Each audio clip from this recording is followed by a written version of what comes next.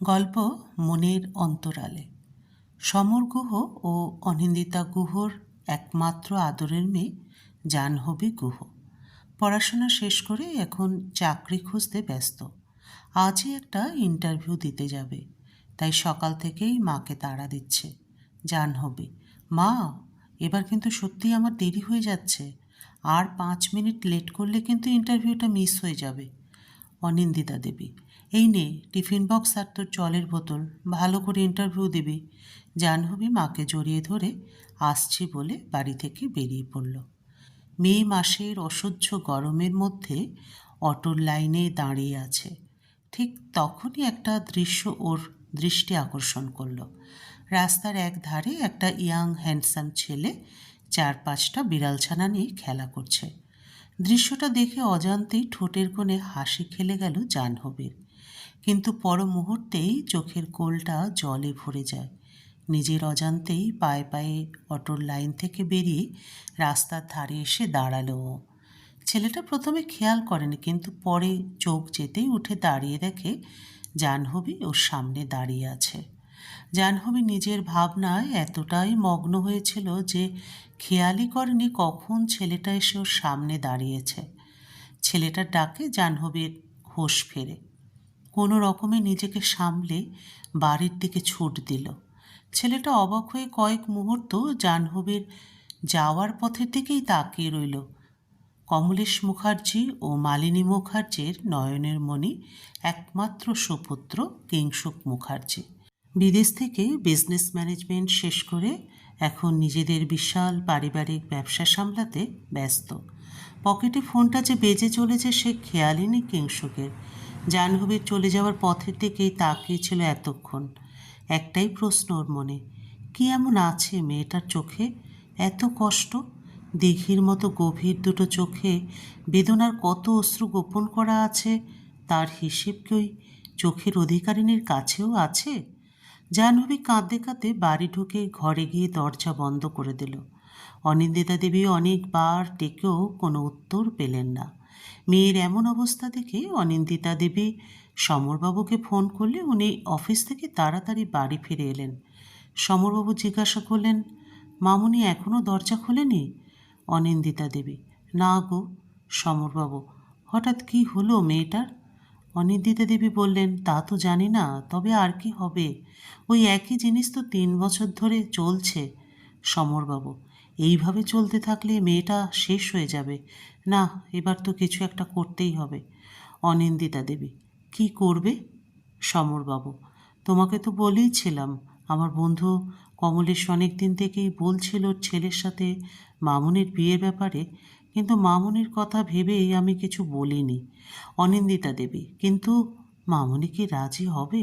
সমরবাবু, রাজি করাতে হবে, এই ভেবে তো আর চোখের সামনে তিল তিল করে মেয়েটাকে শেষ হতে দিতে পারি না। এরপর কেটে গেছে 5টা মাস। আজ জাহ্নবীর বিয়ে। প্রথমে তীব্র বিরোধিতা করলেও বাবার শারীরিক অবস্থার কথা ভেবে শেষ পর্যন্ত রাজি হয়েছ। তবে ছেলের নামটা পর্যন্ত শোনেনি, ছবি দেখা তো দূরস্থ। বর এসেছে বর এসেছে রব উঠতেই চোখের কোল বেয়ে এক ফোঁটা জল গড়িয়ে পড়ল ওর। পিঁড়িতে করে ছাদনাতলায় নিয়ে আসার পর মুখের সামনে থেকে পান পাতা সরিয়েই চমকে উঠল জাহ্নবী। ওর সামনে সেই দিনের সেই ছেলেটা দাঁড়িয়ে অবাক হয়ে তাকিয়েছিল জাহ্নবী।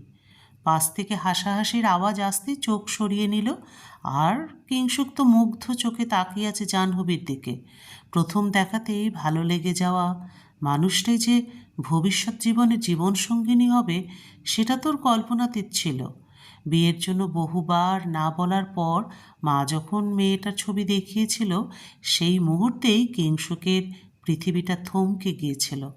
তারপর থেকে অনেকবার চেষ্টা করেছিল জাহ্নবীর সাথে যোগাযোগ করার, কিন্তু জাহ্নবীর বাড়ি থেকে বলেছিল বিয়ের আগে দেখা করার নিয়ম নেই ওদের বাড়িতে।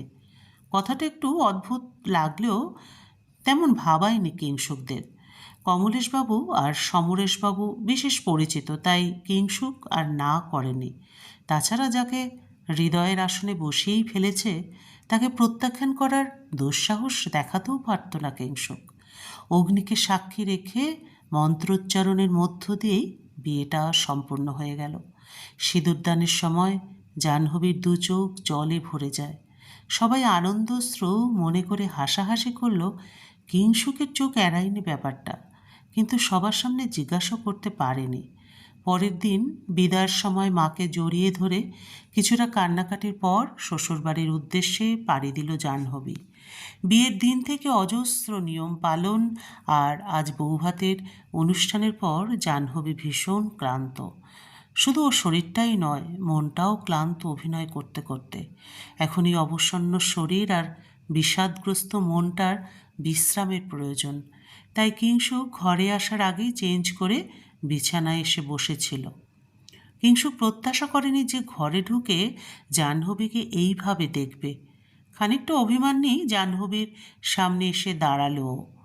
কিংসুককে দেখে জাহ্নবী উঠে দাঁড়িয়ে বলল, আপনি এসে গেছেন? অবাক হচ্ছেন তো নিশ্চয়ই ফুলশয্যার ঘরে নিজের স্ত্রীকে শয্যাহীন দেখে। স্বাভাবিক। আমার আপনাকে কিছু বলার আছে, কিন্তু তার আগে অনুমতি পেলে একটা প্রশ্ন করতে পারি? কিংসুক বলে, অনুমতির প্রয়োজন নেই, করুন। জাহ্নবী, বিয়ের আগে আপনাকে আমার সাথে দেখা করতে দেওয়া হয়নি, সেই নিয়ে আপনার মনে কোনো প্রশ্ন জাগেনি? কিংসুক, একেবারেই যে জাগেনি তা বলবো না, কিন্তু আমার বাবা আপনার বাবা পরিচিত, আর তাছাড়া মা বাবা আপনার সঙ্গে কথা বলেছিলেন। তার থেকেও বড় কথা, আমি নিজে রাজি ছিলাম আপনাকে বিয়ে করতে। তাই আপনার বাবা যখন বলেছিলেন যে এটাই আপনাদের বাড়ির নিয়ম, তখন এই নিয়ে আর বেশি মাথা ঘামায়নি।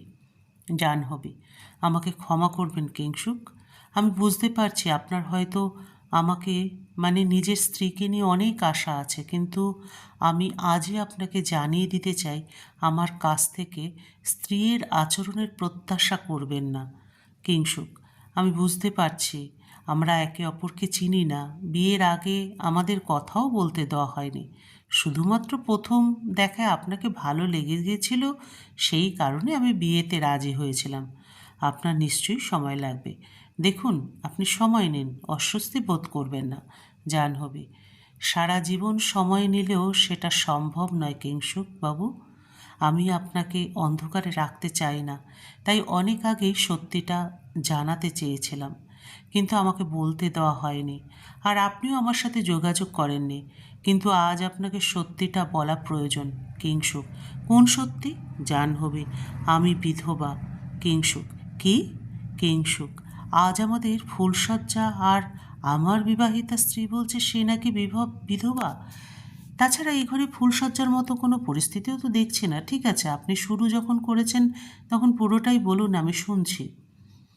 জাহ্নবী, রুদ্র আর আমি একই কোচিংয়ে পড়তাম। প্রথম দেখাতে ঝগড়াই হয়েছিল আমাদের, তারপর বন্ধুত্বও হয়। বুঝতে পারিনি কবে বাউন্ডুলে ছেলেটার প্রেমে পড়ে গেলাম।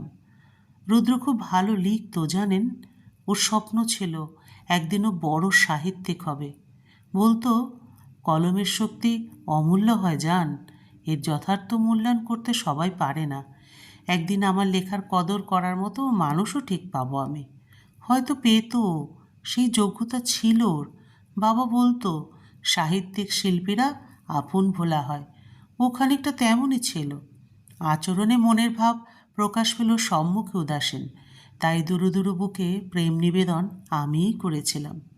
একটাই কথা বলেছিল, এইভাবে অসম্ভবের দিকে পা ফেলিস না, নিজের জীবনটাকে অনিশ্চিতের দিকে ঠেলে দেওয়া মূর্খতা জান। আমিও বলেছিলাম, হাত ধরে রাখা মানুষটা সঠিক হলেই হলো, জীবন অনিশ্চিত হোক তাতে ক্ষতি নেই। ও সবসময় মতো হাসি নিয়ে হাতটা বাড়িয়ে বলেছিল, তবে ধর। কিংসুক মুখে কিছু না বললে ওর অস্বস্তি হচ্ছে। নিজের স্ত্রীর মুখে তারই প্রেমিকের কথা শুনতে কেমন লাগে সেটা এই মুহূর্তে ওর থেকে ভালো আর কেউ জানে না। তবুও সব খারাপ লাগাকেই একদিকে সরিয়ে কিংসুক বলল, তারপর আপনারা বাড়িতে জানাননি? জাহ্নবী, রুদ্র জানাতে দিতে চায়নি। ও বলেছিল প্রতিষ্ঠিত না হয়ে বাড়িতে নিজেদের কথা জানালে ওকে মেনে নেবে না। কিন্তু বাবা একদিন আমাদের দুজনকে রাস্তায় দেখে নেয়। আমি বাড়ি ফিরতেই জিজ্ঞাসা করেছিল, ছেলেটা কে মামনি? সেদিন মিথ্যে বলিনি আমি, সব সত্যিটাই বলেছিলাম। বাবাও তাই বলেছিল, যা রুদ্র প্রথমেই বলেছিল। ওর সাথে নাকি আমার ভবিষ্যৎ অন্ধকার। কথাটা পরের দিন ওকে গিয়ে বলতেই ওর ভুবন ভোলানো হাসি হেসে বলল, আমি তো তোকে আগেই বলেছিলাম জান, প্রতিবার মূল্যায়ন করতে সবাই পারে না, আমার একটু সময় লাগবে। আমি বলেছিলাম আমি আমার রুদ্রের জন্য অনন্তকালও অপেক্ষা করতে রাজি আছি। কিংশুক, তাহলে রুদ্রর হঠাৎ কি হলো? জাহ্নবী, দিনটা ছিল রুদ্রর জন্মদিন। রুদ্রর সাথে দেখা করার জন্যই বাড়ি থেকে মা বাবার সাথে ঝগড়া করে বেরিয়েছিলাম। বাইরে তখন ঝিরিঝিরি বৃষ্টি পড়ছে। আমি এক প্রকার ছেলে মানুষই করে বাড়ি থেকে মায়ের সিঁদুর কৌটো নিয়ে বেরিয়েছিলাম, আর ওকে ফোনে বলেছিলাম আজই আমাকে বিয়ে করতে হবে। ও অনেকবার বুঝিয়েছিল, কিন্তু আমি শুনিনি। রাস্তার একধারে মাথায় ছাতা দিয়ে ওর জন্য অপেক্ষা করছিলাম, আর প্রতিবারের মতোই ও দেরি করে এসেছিল। আমার রাগী মুখটা দেখে রাস্তার ওপর থেকেই হন্তদন্ত হয়ে আমার কাছে ছুটে আসছিল রুদ্র। হঠাৎ বৃষ্টির মধ্যে তীব্র বেগে কোথা থেকে একটা গাড়ি এসে জাহ্নবী চোখ বন্ধ করে নিল। ওর সারা শরীর থরথর করে কাঁপছে। কিংশুক জাহ্নবীর কাঁধে হাত রাখতে গিয়েও হাতটা সরিয়ে নিল। জাহ্নবীর হাতের ওপর নিজের হাতটা আলতো করে রেখে বলে, আপনি ঠিক আছেন? জাহ্নবী, মুহূর্তেই আমার পৃথিবীটা উলুট পালট হয়ে গেল। সম্পূর্ণ দিশেহারা হয়ে ছাতা ফেলে মাঝ রাস্তায় ছুটে গিয়ে ওর মাথাটা কোলে নিয়ে বসে পড়েছিলাম।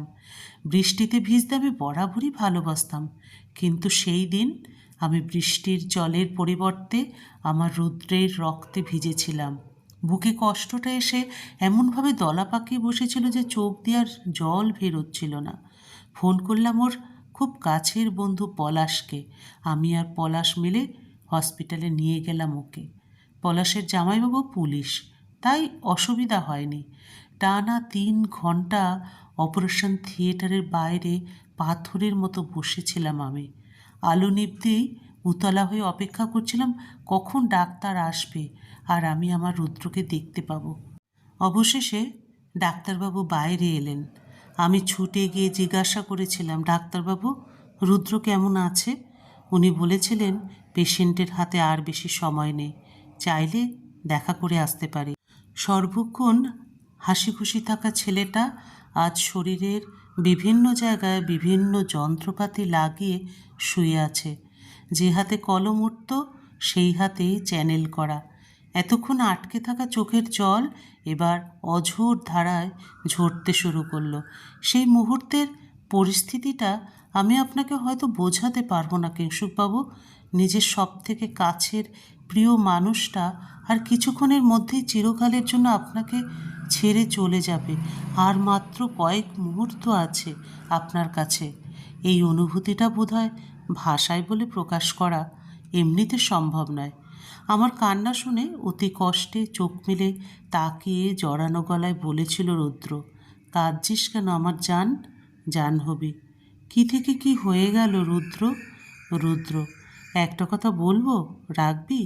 জাহ্নবী, এ কি, তুই মুখ থেকে অক্সিজেন মাস্ক খুলছিস কেন আর উঠছিস কেন? শুয়ে থাক। রুদ্র, একটু পরে তো শুয়েই পড়ব চিরদিনের মতো। 1 মিনিটের জন্য কি বসতেও দিবি না?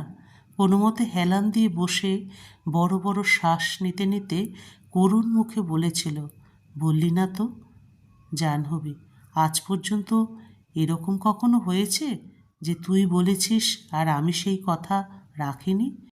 সেই প্রথম প্রাণোচ্ছল মুখটায় অন্ধকার ঘনিয়ে আসতে দেখেছিলাম। শ্বাসকষ্ট হচ্ছিল ওর। রুদ্র, আমি কি তোকে সিঁদুর পরাতে পারি? থমকে গিয়েছিলাম আমি। এই মানুষটার হাত থেকে সিঁদুর পরব বলেই তো সব ফেলে ছুটে এসেছিলাম। ওই কাতর আরতিতে আমি না বলতে পারিনি। সেই দিনই আমার সিথি রঙিন হয়ে উঠেছিল। চোখে জল নিয়ে লজ্জা বিসর্জন দিয়ে প্রথমবার আর শেষবারের মতো ওর ঠোঁটে নিজের ঠোঁট মিশিয়ে দিয়েছিলাম।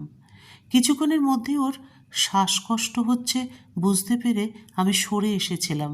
আমার বুকে মাথা রেখে বলেছিল, রুদ্র বিশ্বাস জীবনের শেষ সময় তোকে নিজের করে পেয়েছিল।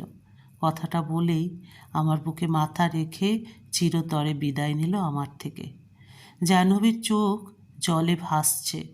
কিংসুকের চোখ দিয়েও অজান্তেই কয়েকটা ফোঁটা জল গড়িয়ে পড়ল। তাহলে প্রথম দিন এই জন্যই জাহ্নবীর চোখ দেখে অদ্ভুত লেগেছিল ওর।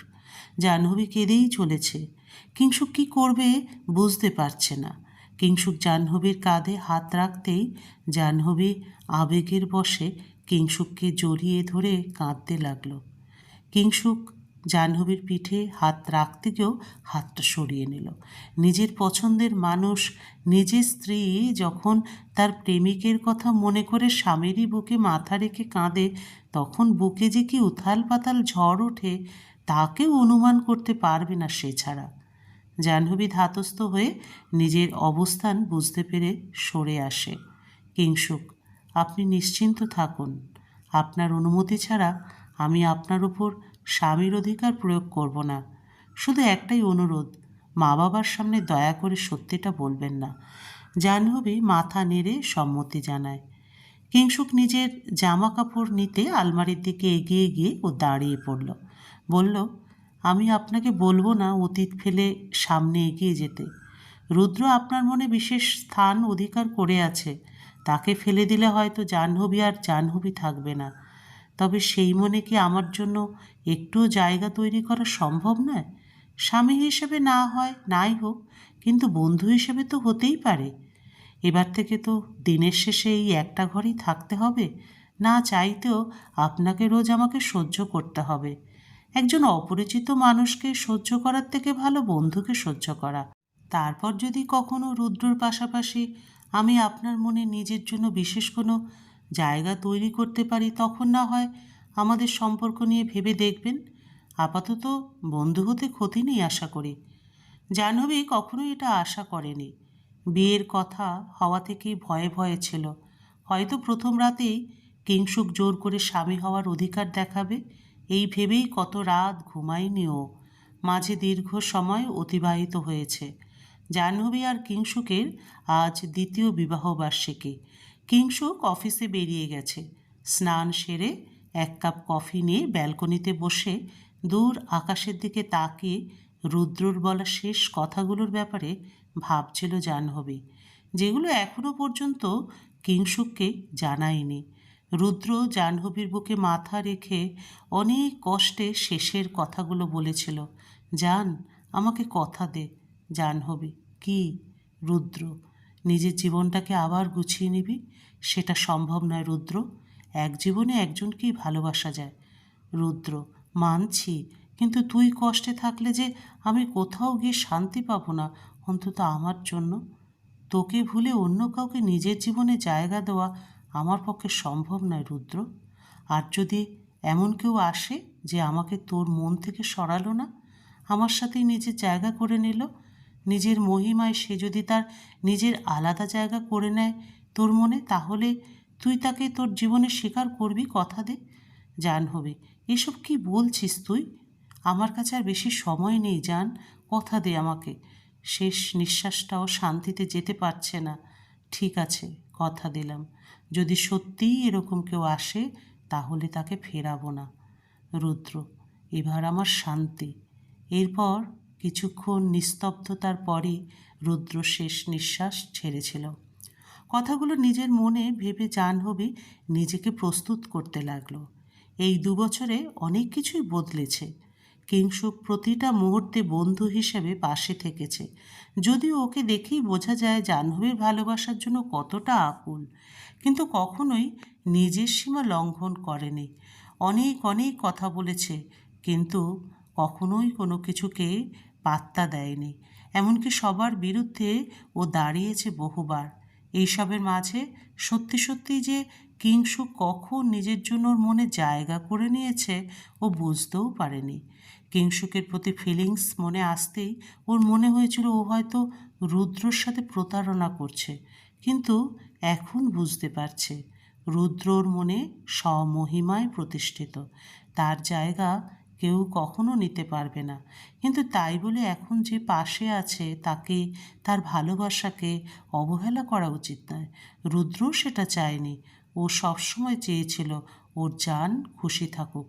তাই আজ জাহ্নবী ঠিক করেছে রুদ্রর জান হয়ে না, কিংসুকের জাহ্নবী হয়ে কিংসুকের সামনে যাবে। কিংসুকের কিছু কাজ আছে, তাই আসতে দেরি হবে। ঘরটাকে যথাসম্ভব নিজের মনের মতো সাজিয়ে নিয়েছে।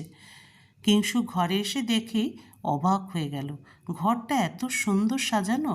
গত বছর নিজেদের বিবাহবার্ষিকী উদযাপন করতে গিয়ে জাহ্নবীর কাছে কথা শুনতে হয়েছিল ওকে, তাই ইচ্ছে করেই কাজের অজুহাত দিয়ে এবার দেরি করে ফিরেছে। জাহ্নবীকে কোথাও দেখতে না পেয়ে কিংসুক ব্যালকনিতে এলো। গত বছরে উপহার হিসেবে দেওয়া শাড়িটা পরেই জাহ্নবী দাঁড়িয়ে আছে ব্যালকনিতে।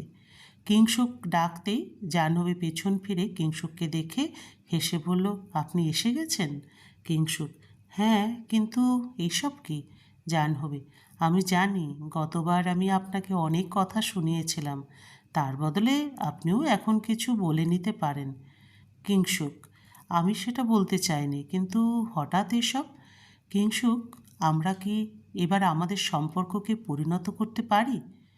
মানে, সত্যি বলছেন আপনি? জাহ্নবী, হ্যাঁ, সত্যিই বলছি।